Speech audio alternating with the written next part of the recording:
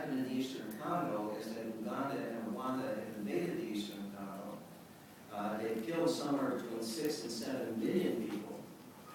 People are dying in the Eastern Congo equal to the total deaths in Sudan every 4 to 5 months. And you don't even hear it because it's U.S. allies that are doing the killing in the Congo. And the discussions that you hear about the rapes in the Congo and how terrible though they may be are a product of the destabilization of the Eastern Congo being carried out by the Rwandan and Ugandan governments. And if you'd like to know more about that, you can look on the Security Council website, and you'll see that the Security Council has received reports from experts, 300 and some odd page reports, in 2001, in 2002, in 2003, in 2008, and a 600-page mapping report on October 1st, 2010. It's all there to be read. But unfortunately, we have a situation where if the side that won the war in Rwanda is prosecuted either in the ICC or the ICTR, they're in a position to explain who actually is responsible for making them the militarily dominant force in Central Africa. And unfortunately, the UN documents that I found put me in the same position as Julian Assange. But what's at issue is not sexual misconduct in Sweden. It nearly cost me my life. And that issue is still not completely resolved because in October of last year, the order was given by Mr. Kagame that I be brought back to Rwanda dead or alive. And that releasing me was a mistake. Next week, DePaul is publishing an article that's about 70 pages that lays out this narrative, but more importantly, that describes the documentary basis for the narrative. And I have to make clear, I don't know what happened in Rwanda. I can't deny a genocide because I don't know what happened in Rwanda. What I do know is what the documents kept by the UN and the U.S. government say happened in Rwanda. And that narrative is different than the one that the victors in war tell about what happened in Rwanda. The good thing about this is even though the international tribunals and even the ICC, which we can talk about later, is in a position to be manipulated by the U.S., which also is happening. And the reason that we get into the details of talking about this, all of the leaders of the African Union have voted not to cooperate with the ICC. 2 weeks ago, the Kenyan Parliament voted unanimously, or nearly so, to withdraw from the Treaty of Rome.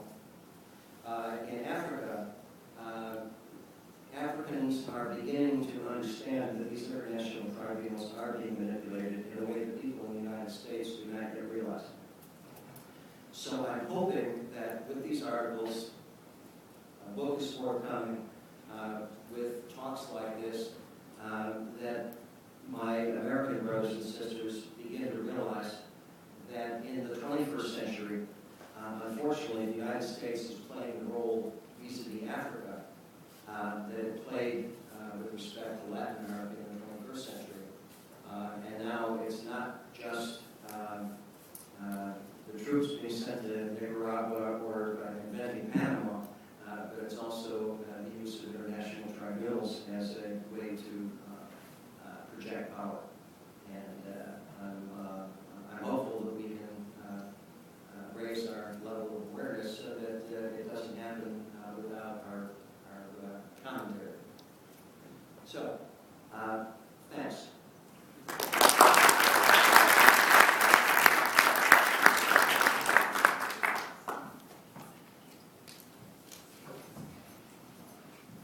Yeah, I'll just take this to say thank you for a second, and I'll move out of the way. I feel safer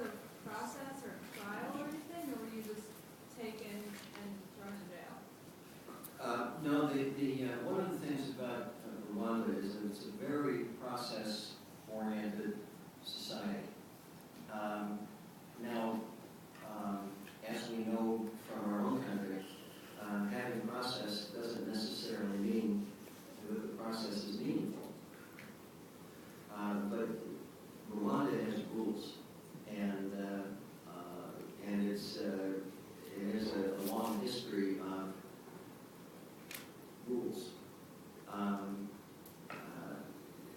That didn't mean I had food or water, but it did have rules. And the 16-year-old kids with AK-47s that I had been on for my survival did have orders, and they followed them. The orders did not include taking my handcuffs off when they took me to the outhouse. Just it's an image that I think we're kind of thinking about. But there were rules. That's over here.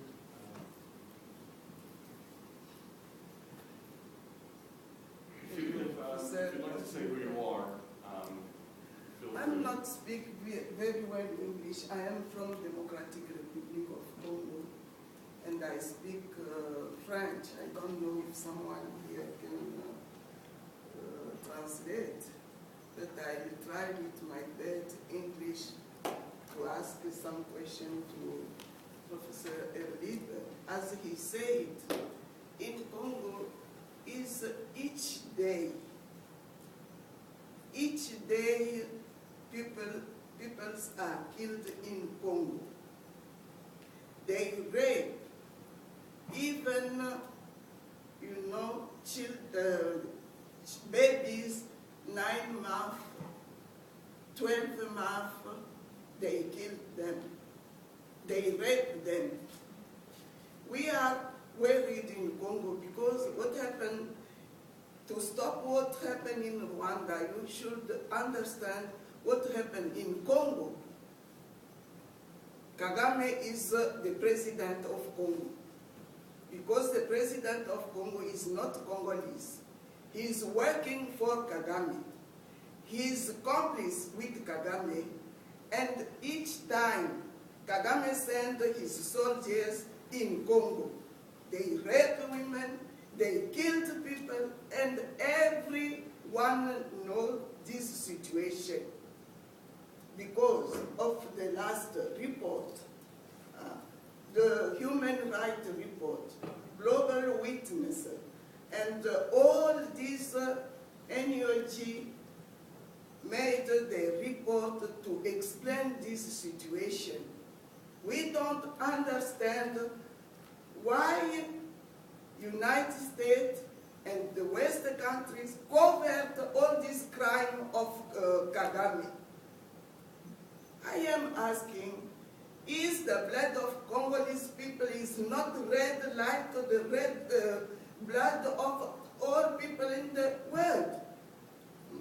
Each time they remember in the memorial of Holocaust, I heard people say never that, but all people know that it happened each day in Congo.